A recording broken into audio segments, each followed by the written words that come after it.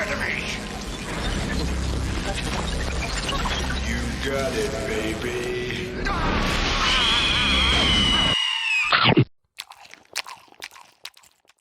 Welcome to Hamburgers and Horror, the home of meat, monsters, and murderers coming through the TV. I'm Noah Hook, and today we're looking at Wes Craven's Shocker. This 1989 supernatural slasher follows a young man who develops a psychic connection with a serial killer butchering families in the suburbs of LA. He helps to track down and arrest Horace Pinker, but the slasher is able to make a deal with the devil that allows him to return in the form of electricity. Jonathan and his police lieutenant foster father attempt to hunt down the madman, but Pinker's newfound abilities leave the hunters becoming the hunted. Shocker was written and directed by horror legend Wes Craven. We last looked at his work in my review of The People Under the Stairs, but his incredible body of work includes The Last House on the Left, The Hills Have Eyes, A Nightmare on Elm Street, and Screams 1 through 4, just to name a few. Shocker was made just around the middle of Craven's career, coming after his 80s classics, but coming before his 90s revitalization of the slasher genre. Believe it or not, but Craven came up with the character of Horace Pinker with the intention of retiring Freddy Krueger with an even scarier supernatural killer. That didn't exactly work out, but Shocker does create an interesting variation on Freddy's dream world. Craven found a home for this idea with Alive Films, a production company created by talent agent Shep Gordon. He primarily worked with musicians like Pink Floyd and Rick James, but he also had a stint producing movies. These include Craven's The People Under the Stairs, as well as John Carpenter's They Live and Village of the Damned. But perhaps most notably, he was Alice Cooper's manager, and he is the reason Cooper makes a cameo in this and They Live. Small world, I suppose. Shocker stars Mitch Pileggi from The X-Files, Stargate Atlantis, and Sons of Anarchy as serial killer Horace Pinker, Peter Berg from Friday Night Lights, Patriots Day, and Lone Survivor as Jonathan Parker, Michael Murphy from Nashville, Magnolia, and Batman Returns as Lieutenant Don Parker, and Camille Cooper from Lawnmower Man 2, Like Father Like Son, and The Applegates as Allison. Cinematography was handled by Jacques Haitkin from A Nightmare on Elm Street, The Hidden, and Wishmaster, and the score was composed by William Goldstein of Up the Creek and An Eye for an Eye. 1999 was in the middle of the MPAA's heyday of bullshit, so Craven had to resubmit the film and severely cut it down a bunch of times just to get an R rating. He was eventually able to do so, but I don't think we've ever gotten an unrated cut of the film. Shocker ultimately grossed $16.6 million at the box office, proving to be a small success on its $10 million budget, but it was nowhere near the blockbuster numbers that both producers and Craven were hoping for, as the film just never caught fire the way Nightmare did. It was also met with mixed reviews from critics, many of whom couldn't decide if they preferred the slow, stalking start of the first half or the wild, crazy color show that the finale turns into. It has remained one of Wes's less loved films, currently sporting a 30 and 32% on Rotten Tomatoes and a 2.8 on Letterboxd. As a general rule, I've noticed that people who were alive and saw Shocker in the theaters when it was released have a lot of nostalgia for it, but people who were born after or didn't see it at the time are typically a bit less forgiving of its flaws. I've seen Shocker a few times now, and I can have a pretty good time with it, although its age is very apparent in every watch through. But it has been a couple of years since I've seen it, and since then, I've gotten a whole new appreciation for Mitch Pileggi because I just watched X-Files for the first time and I just rewatched Sons of Anarchy, so maybe I'll find a lot more to appreciate this time. Thank you so much to my patron Uncle Pete for requesting Shocker for me to review. I can always trust you to bring me some 80s fun. And be sure to check out Uncle Pete's channel, I'll leave a link for it down below. But with all of that said, it's probably time we get started. Don't change the channel, cause we're watching Shocker. The movie opens in the workshop of our currently unknown serial killer as he tinkers with some electronics and listens as a news broadcast discusses his latest brutality. This lunatic has killed over 30 people in the suburbs of Los Angeles, although hotshot college football star Jonathan Parker has other things on his mind. His coach berates him for his recent distraction, but Jonathan claims he's been having trouble sleeping lately. Ah, that might help. Johnny Boy now has a slight concussion, so it takes him a moment to recognize his girlfriend Allison.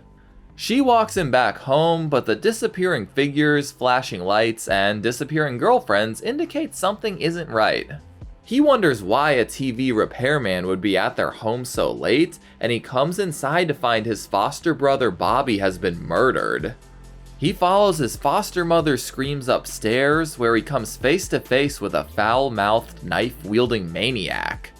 Jonathan tries to interfere but jumps right through the killer and wakes in his bed with Allison. She stayed the night at his apartment to make sure he was okay, and John gets a call from his foster dad that sends him running. Turns out John's vision was more than a dream, and his father and Police Lieutenant Don confirms that his foster brother, sister, and mother have all been slaughtered. This was a decided move by the serial killer, as Lieutenant Parker was leading the manhunt to find him. The Parkers bury their loved ones as a newscaster speculates on what kind of monster is responsible. Jonathan tries to explain to Don that he dreamt of the murders the night it happened, and he's able to recount little details about the crime scene he never saw in person. He claims to have seen the killer, even sharing that he has a limp, but Don thinks it's bullshit until he shares that he knows what the killer's van looks like. Jonathan offers to bring him straight to the killer, but only on the condition that he goes with him. The boys in blue head over to Pinker's TV repair, which Jonathan confirms is the killer's hideout. Don opts to falsify a burglary claim in order to break in. Good police work, Don. They wander through Pinker's bizarre installation of televisions, all of which are playing various acts of violence on loop. It seems Pinker may be out of the office. Oh, never mind, there he is. John and Don realize one of the cops got, and 2 more officers are killed by Pinker donning the dead cop's uniform. The boys break into Pinker's hidey hole and watch as he flees the scene. An enraged Don tells his son to go home and to stay out of police business from now on.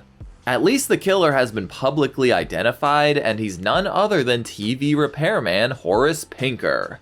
I would have loved to have been in the room when Wes Craven was workshopping that name. Now Horace has a goofy-ass mugshot and an obsession with the little dreamer who tracked him down. Jonathan surprises Allison with a necklace for her birthday, but the poor girl isn't going to be able to enjoy it for very long.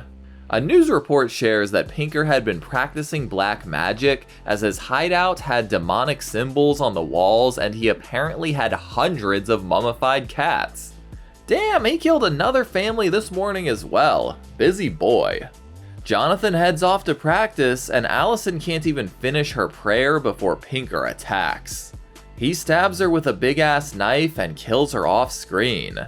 Jonathan returns that night to find his love brutally slaughtered with a signed message from Pinker. God, what a depressing first 30 minutes. Hey, at least the mortician did a good job. R.I.P. Allison. Another dream leads Jonathan right to Pinker in the middle of a home invasion, and the slasher is very excited to take down his late-night stalker. Unfortunately for Horace, he isn't actually there, as Jonathan is in fact dreaming and enlisted his friend Rhino to wake him when things get too hairy.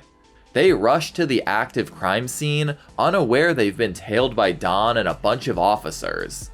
They take down a cop just so they can follow them upstairs, and it looks like Pinker is the one who inspired the ladder scene in Scream 6. Jonathan yeets himself onto the next building and fucking drop kicks Pinker, and the two participate in a no-holds-barred rooftop brawl. Horace ultimately gets the upper hand, but the police arrive and arrest him before Jonathan is seriously harmed. Don assures his foster son that Pinker will fry, and he promises to get them front row seats to the execution. So yeah, enough time for a trial has passed and Horace has been sentenced to death. Pinker's last request was to watch some TV in his cell, but it looks like he had something else in mind. Give it to me! You got it, baby. All the electricity knocked out Pinker, but when a cop tries to resuscitate him, he gets his bottom lip ripped off. His buddy loses a few fingers as well, and after a beatdown, Pinker says he's ready to go. Horace gets strapped into the electric chair, but he has a secret to share before he's fried. Yeah, turns out Horace is Jonathan's biological father, and as a boy he witnessed Pinker beating his mother. Jonathan shot his father in the knee trying to stop him, giving Pinker his limp. I'm sorry, but after what I presume was a really big trial, totally involving both Pinker and Jonathan, how did nobody figure this out? Ah well, Horace Pinker gets zip-zapped real good. But it isn't enough to kill the maniac. The doctor who checks on him gets electrocuted, and Horace seemingly sets off a series of explosions and cuts the power. Pinker finally drops dead and bursts into flames, quickly reducing the killer to ashes. Officers rush the doctor to a hospital, but the woman suddenly attacks them from the back seat. She lets out a very Pinker-like joke before snapping the passenger's neck, and all of the chaos causes the driver to crash into a fuel truck. The driver, Officer Pastore, somehow survived the crash, and the distraught Jonathan begs Don to ask if Pinker was responsible. He does not do that. That night, Jonathan is visited by Allison's spirit, who warns that Pinker isn't gone for good. He's apparently learning how to move in his new form, and soon he'll be uncatchable. Apparently her necklace will help keep him away, so she gives it back to him in the real world. Later that day, he gets a knock on the door from Officer Pastore, and just in the nick of time, he gets a voicemail from Don saying that the officer mysteriously escaped from the hospital. Homie starts blasting through the front door and follows Jonathan through the backyard and into the neighborhood. He seems to have a familiar-looking limp as well. Jonathan confirms that it's Pinker inside of the officer, who does manage to shoot him in the shoulder. The limping, middle-aged man can't keep up with the all-star running back and eventually collapses, and it seems Pastore has taken his body back over. Pinker takes back control as a passerby approaches, and the poor sucker takes a bullet as Jonathan flees. Pinker crawls over to the wounded young man and switches into his body. Jonathan runs into a sweet little girl who shortly after gets taken over by Pinker. Oh no! Chucky should take some notes, honestly, he's efficient. Ah, goddamn, she's limping over to a bulldozer? Somehow Pinker sneaks up on Jonathan and nearly crushes him, but when he gets the upper hand, it just looks like he is attacking a little girl. Jonathan manages to place Allison's necklace onto her, which exorcises Pinker from her body. He just hops inside the mom though, and then into a big burly construction worker. He yeets the necklace away like he's the Incredible fucking Hulk, but Jonathan manages to finally escape for now. Jonathan takes all of this absurd information to his football coach and teammates. Interesting choice, Jonathan. Well, fuck me, they completely believe him and start strategizing on how to stop Pinker. Coach Cooper and Pac-Man, who is played by Ted Raimi of all people, agree to head over to Jonathan's and grab his diving mask so he can find the necklace. Well, too bad Pinker just overheard that entire plan. Obviously, those two don't make it back to the lake, so Jonathan opts to head home himself. He convinces Rhino that he needs to go it alone for plot purposes. Inside, he finds a new message in blood, along with a newly possessed coach. The two get into another brawl before Jonathan comes across the damaged mask and Pac-Man's corpse, and Pinker shares that Pac-Man loved Jonathan so much he couldn't get inside of him. Huh. Oh, what the fuck? Now Allison's ghost has shown up and the two encourage Cooper to fight off Pinker. Unfortunately, Coach doesn't have enough willpower and Pinker opts to kill him on the spot. He exits the body and gives Jonathan a zip zap, but Allison protects him with some kind of light beam from her chest. Pinker notices an electric outlet and decides to suck the power from it, elongating his fingers and growing claws to get inside it. Allison tells Jonathan something important before disappearing that we aren't gonna learn until a while later, just as Don arrives and starts pounding on the door. Pinker soaks up the electricity and vaults himself inside of the outlet as Don breaks in, who shares that there is an APB out on Jonathan for Pastori's death. He can't believe his foster son is a killer, that is until he finds 2 more corpses in his apartment. Jonathan is placed under arrest, but a zip-zap by a lamp unfortunately means that Don is Pinker's new host. Good thing Rhino shows up and smashes the cruiser window, allowing Jonathan to flee while acting as a diversion.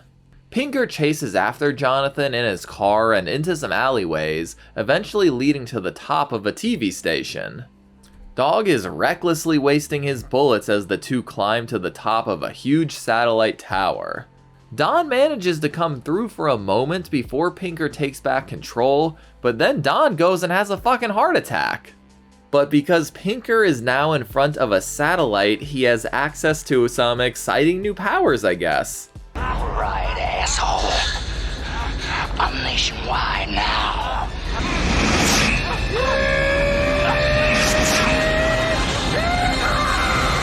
Jonathan is able to pull Don back to safety, and it turns out he faked his heart attack to trick Pinker. Sure, I guess. Jonathan is still arrested, but the very next day, an entire family is killed inside of their homes. Police are baffled because there was no sign of forced entry, and there was a bloody message left to Jonathan signed by Horace Pinker. Don vouched for his son's innocence and convinced the cops that Cooper killed Pac-Man and then himself in order to have him freed, but Jonathan tells his team that that is not the case. They agree to help him take down Pinker, which apparently involves shutting down the city's power. Jonathan has promised a newscaster that if he's allowed to go on live television at midnight, he would deliver the identity of the copycat killer. Hey, high risk, high reward, huh, TV man? The boys pick the lock to the city circuit breaker as Jonathan swims out to find the necklace, but his swim time is interrupted by a dead girl makeout sesh. But apparently this is a dream, and Pinker has learned how to travel through television broadcasts. He uses this nature documentary to sneak into Jonathan's home. But then the ghosts of Pac-Man, Cooper, and all of Pinker's victims arrive and warn him of Pinker's presence and ask him to keep on living for them.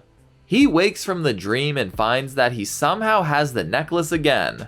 Ghost girlfriends are so helpful. But just when you thought this film hit its weird limit, it's revealed that Pinker has disguised himself as Jonathan's chair? What the fuck?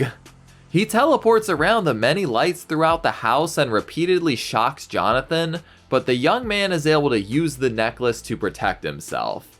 Pinker flees back into the TV and Jonathan follows him inside somehow.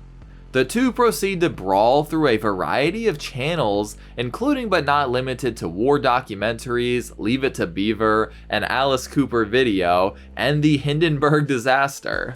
And all of this is happening in televisions across the city, including the live news broadcast. The boys say hi to Frank, check out an early release of Oppenheimer, and even join a family sitcom. Jonathan snags the TV remote and hops into a live televangelist fundraiser, but Jonathan distracts Pinker by flipping through the channels. Eventually he brings them back to the real world, and the film crew gets their cameras on Pinker before fleeing.